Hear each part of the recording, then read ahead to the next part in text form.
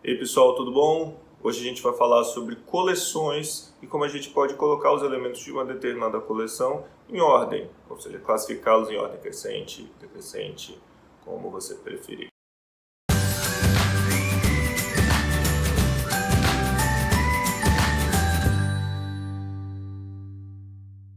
Uma coleção é uma estrutura de dados que permite você armazenar vários objetos. Você pode adicionar novos elementos em uma coleção, você pode remover elementos, você pode buscar por um elemento, ou você pode acessar e recuperar o valor de um elemento numa coleção. Existem três tipos principais de coleção, que são as listas, os conjuntos e os mapas. Uma lista é uma coleção de elementos dispostos de forma linear, um do lado do outro. Todo elemento vai ter um sucessor, exceto o último. Todo elemento vai ter um antecessor, exceto o primeiro. E os elementos de uma lista podem ou não estar classificados de acordo com algum critério. Ordem crescente, decrescente, por exemplo. Já um conjunto é uma coleção que não permite elementos duplicados. E o mapa armazena pares do tipo chave-valor, que eles são chamados de itens. Você vai mapear uma chave ao valor dessa chave. Cada uma delas vai priorizar um determinado conjunto de funcionalidades. Então vai variar o desempenho de cada uma dessas funcionalidades. Por exemplo, pode ser mais rápido você acessar um elemento em um tipo de coleção do que no outro. Em compensação, no outro tipo de coleção, pode ser que seja mais fácil você inserir ou excluir elementos. Você precisa entender o que cada um faz para conseguir identificar a estrutura de dados adequada para o seu problema. O Java disponibiliza a interface Collection, que é coleção em português, que tem essa hierarquia aqui do lado. Lá no topo de tudo você tem a interface Collection, vocês já viram o que é uma interface na aula passada, tem um conjunto de métodos que vão ter que ser obrigatoriamente escritos nas classes que implementarem essa interface. Da interface Collection são derivadas a interface List, que é lista em português, Queue, que é fila, e Set, que é conjunto. E aí tem três classes que implementam a interface List: ArrayList, Vector e Linked List. Vocês conhecem o ArrayList, a gente usa desde o início da disciplina. Você não sabia, mas o ArrayList na verdade é uma implementação da interface List que vem da interface Collection. A interface List representa listas, que são elementos que vão estar dispostos sequencialmente, podendo estar ordenados ou não. Uma lista pode conter elementos duplicados e o usuário geralmente tem controle sobre a posição em que cada elemento se encontra. E por isso você pode recuperar cada um dos elementos através do índice desse elemento na lista. Então essa é uma interface preferível para o seu sistema quando você precisa de acesso aleatório, ou seja, acessar um determinado elemento numa posição qualquer da lista. O ArrayList, mais especificamente, é como se fosse um array. Lembra do array lá do início da disciplina? Cujo tamanho pode crescer ao longo do programa. A busca por um elemento é rápida, afinal você consegue acessar diretamente um elemento de um array. Porém, a inserção ou exclusão de novos elementos é lenta. Quanto maior o tamanho do seu ArrayList, mais vai demorar para você fazer uma inserção ou exclusão. Um ArrayList é implementado como um array.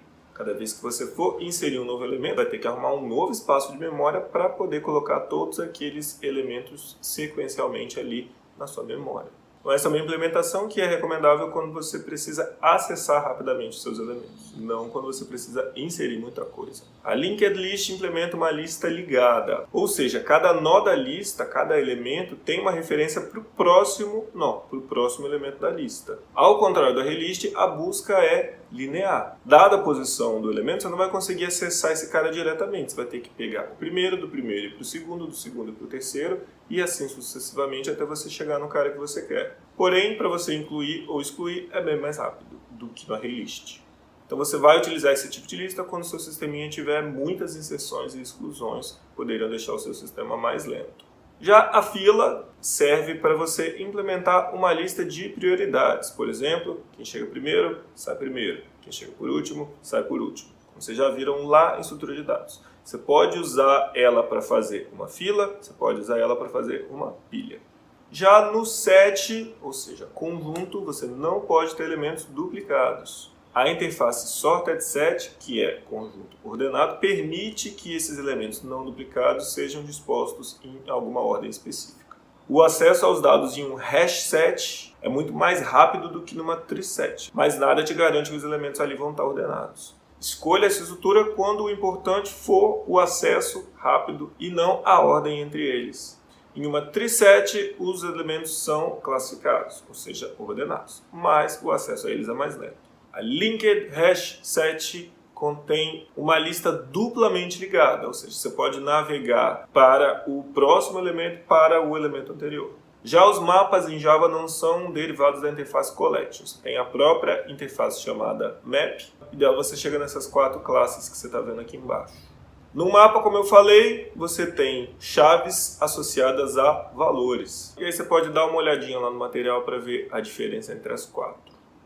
De acordo com as boas práticas de orientação a objetos, você deve programar para as interfaces e não para as implementações. Então, quando você for instanciar um objeto desse tipo, você vai instanciar dizendo qual é a implementação que você quer utilizar, por exemplo, a ArrayList. Porém, você vai atribuir esse objeto a uma variável da interface e não da implementação. Aqui, por exemplo, a gente tem uma variável chamada lista, que contém uma lista de strings. Então, lista é do tipo list de strings, ok? Essa variável lista vai receber um novo objeto da classe ArrayList. A gente não fazia isso antes. A gente salvava um novo objeto da classe ArrayList numa variável do tipo ArrayList. É mais adequado você fazer do jeito que você está vendo aqui agora. Por quê? Porque um ArrayList obrigatoriamente vai ter que implementar tudo que tiver definido lá na interface list. Lembra disso da aula passada? Então você vai se referir a essa variável lista durante todo o seu código como uma variável do tipo list. Se por acaso em algum momento você decidiu que você escolheu a implementação errada da lista, você não quer usar um ArrayList, você quer usar uma lista ligada, por exemplo, basta você mudar a forma como esse objeto foi instanciado. Ao invés do new ArrayList, você faz um new linked list, por exemplo. E todo o restante do seu código não vai mudar. Isso vai fazer com que o seu código tenha um baixo acoplamento. Entendi nada, professor? Você pode mudar facilmente o tipo de implementação sem que isso acarrete muitas mudanças no seu código. Mas aí tá, professor, você falou que os elementos de uma lista são dispostos de forma sequencial, não necessariamente eles estão ordenados, classificados, mas eu posso classificá-los se eu quiser. Mas como que eu faço isso? Um ArrayList não tem dentro dele o método sort, por exemplo, para fazer com que os elementos desse ArrayList sejam dispostos em alguma ordem específica.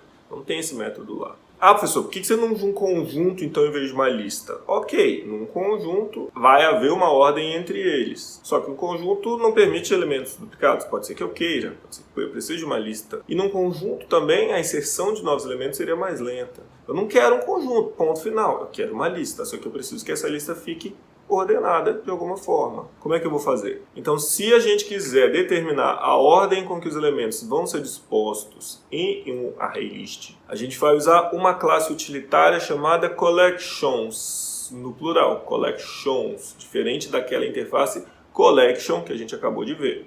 A classe collection possui um método estático chamado sort, que vai colocar os elementos de um ArrayList em ordem. Então, nesse código aqui do lado, eu peguei aquela lista de strings que eu já tinha, inseri 3 strings nela e depois chamei collections.sort, entre parênteses, lista. Método estático, como vocês lembram, eu não preciso instanciar um novo objeto da classe collections, eu simplesmente chamo collections.sort e passo como parâmetro o ArrayList que eu quero colocar em ordem. Tudo bem? E como é que ele sabe ordenar essa lista? Ele sabe porque isso é uma lista de strings. E dentro da classe string já existe um métodozinho chamado compareTo, que recebe uma nova string e retorna negativo se a primeira for menor que a segunda, ou seja, se ela tiver que vir antes da outra, retorna 0 se elas forem iguais e retorna um inteiro positivo se a primeira tiver que ficar depois da segunda, se ela for maior, se ela vier depois no dicionário, por exemplo. Vocês lembram que quando a gente implementou uma classe data, a gente fez um métodozinho parecido chamado compara. A data tinha um método compara que recebia uma outra data como parâmetro. A gente olhava se uma data vinha antes da outra, olhando o ano, olhando o mês, olhando o dia, e retornava -1, 0 ou 1. Lembram disso? -1 quando a primeira vinha antes da segunda, 0 quando elas eram iguais e +1 quando a primeira vinha depois da segunda. É basicamente isso que cada classe precisa ter para que o método collections.sort saiba como colocar os elementos na ordem que você deseja. Então, sempre que você tiver uma relist de uma determinada classe, quiser ordenar os elementos dessa relist, é preciso que você pegue esta classe. Por exemplo, eu tenho uma lista de clientes, eu preciso que a classe clientes implemente uma interface chamada comparable, comparável. Lembra que tinha o salvável? Lembra que tinha o autenticável? Agora você tem o comparável. Esses objetos da classe clientes são comparáveis. É possível comparar um com o outro. Então, se a classe cliente implementa a interface comparável, comparable, ela necessariamente tem que ter um método chamado compareTo, que recebe um outro cliente e retorna um inteiro negativo, 0 ou positivo. Negativo se o cliente em questão tiver que vir antes do cliente que você recebeu como parâmetro. 0 se eles forem iguais e positivo se o primeiro tiver que vir na ordenação depois do segundo. Então aquela data que já estava quase pronta pode ficar assim, eu simplesmente passo a implementar a interface comparable e aquele método que eu tinha chamado compara passa a se chamar compareTo. Só mudei isso, o método em si já estava pronto. E aí se eu quiser fazer o mesmo na classe cliente, por exemplo, o cliente vai implementar a interface comparable também. E aí, quando que um cliente vai vir depois de outro? O cliente tem o quê? Tem nome, tem CPF, tem sexo, vamos supor que eu quero ordená-los pelo nome. Nome é o quê? Uma string. A classe string já possui um compareTo, como eu acabei de falar para vocês. Uma string já sabe se comparar com outra string para dizer se ela tem que vir antes ou depois. Só que o cliente tem várias informações. O seu sistema não vai adivinhar que você quer ordenar pelo nome, que é uma string, e não pelo CPF, por exemplo, que também é uma string. Então você vai criar o método compareTo aqui para o cliente, e aí você vai retornar simplesmente o quê? O this.nome, que é o nome do cliente, .compareTo, que é um método que já existe numa string, passando como parâmetro o quê? O nome do segundo cliente, que é aquele que você recebeu como parâmetro. Então eu simplesmente estou dizendo que no compareTo do cliente eu vou usar o compareTo da classe string utilizando os nomes dos clientes como critério de comparação. Agora vamos supor que em um determinado momento do meu código, só num pedacinho do código, eu resolvi que eu vou ordenar os clientes pelo CPF. O normal é ordenar pelo nome, mas é um único trechinho do código que eu preciso ordenar pelo CPF. Eu não posso alterar o método compareTo, senão vai mudar todas as outras ordenações que eu preciso ao longo do meu código. Então, aqui eu preciso de um critério diferente. Eu não posso ter dois compareTos diferentes aqui, porque o sort não vai adivinhar qual que é para usar. Ou pode acontecer, por exemplo, de eu estar ordenando uma relist de elementos de uma determinada classe, a qual eu não tenho acesso. Eu não consigo chegar lá e alterar o compareTo de uma determinada classe. Isso pode acontecer. Imagina que eu tenho uma relist de inteiros. E eu quero mudar a forma como dois inteiros são comparados. Eu não posso abrir a classe inteiro e chegar lá e mudar o compareTo de dois inteiros. Não posso fazer isso. Então, se eu me deparar com uma situação dessas, o que eu vou fazer? Eu vou utilizar o segundo parâmetro que eu tenho no collections.sort. O segundo parâmetro do collections.sort recebe a interface comparator. Não é comparable, é comparator. São parecidos, mas cuidado para não confundir. Comparator, eu estou criando um comparador.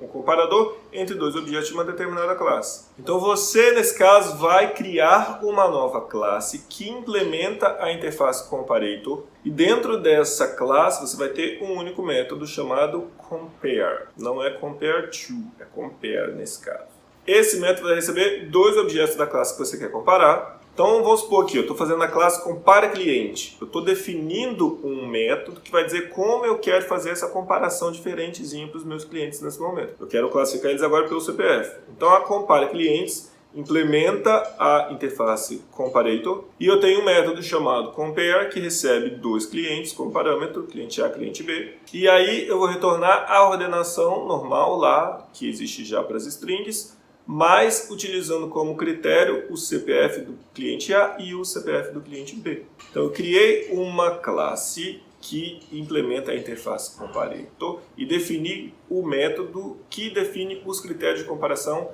que eu quero nesse momento para dois objetos de uma classe qualquer. Nesse caso, classe cliente. Está escrito ali na hora da implementação da interface. Ela implementa a interface comparator e aí eu coloco ali entre menor e maior o quê? O tipo dos objetos que eu vou comparar. E aí, dado que eu tenho essa classe, como é que eu vou fazer? Ali no lugar onde eu chamava o collections.sort, eu vou passar como parâmetro, além da lista, um objeto que eu tenho que ter criado antes ali, da classe compara-cliente, que eu acabei de criar. Então eu crio ali em cima, por exemplo, um CC, CC de compara-cliente, que vai ser um objeto da classe compara-cliente, que eu acabei de criar aqui. E aí crio um novo objeto dessa classe, só criar o objeto dessa classe, mais nada. Criei o objeto, eu vou ter agora esse método, que é o método que eu quero passar como segundo argumento ali do collections.sort. Então, nesse caso, eu vou pegar a minha lista e compará-la de acordo com esse critério que eu estou passando como parâmetro. E ali naquele método eu posso fazer qualquer coisa que retorne um inteiro negativo, zero ou um inteiro positivo. Vamos supor que você quer classificar os clientes pela idade. Então você iria fazer o quê? Se a idade do primeiro for menor que a do segundo, retorna menos 1. Se for maior, retorna mais 1. Se for igual, o que acontece? Se for igual, como é que você vai decidir? Você pode ter um segundo critério de comparação. Você vai ordenar eles pela idade, mas se empatar, você ordena pelo nome. Então, no último caso, você retorna a comparação entre o nome do primeiro cliente com o nome do segundo. Então você faz ali dentro a lógica que você quiser para conseguir dispor os seus elementos em ordem crescente ou decrescente. Desde que você retorne menos 1 quando o primeiro tiver que vir antes do segundo, 0 quando eles forem iguais, a ordem não importa, e mais 1 ou qualquer outro inteiro positivo quando o primeiro tiver que ficar depois do segundo. Tudo bem? É isso aí.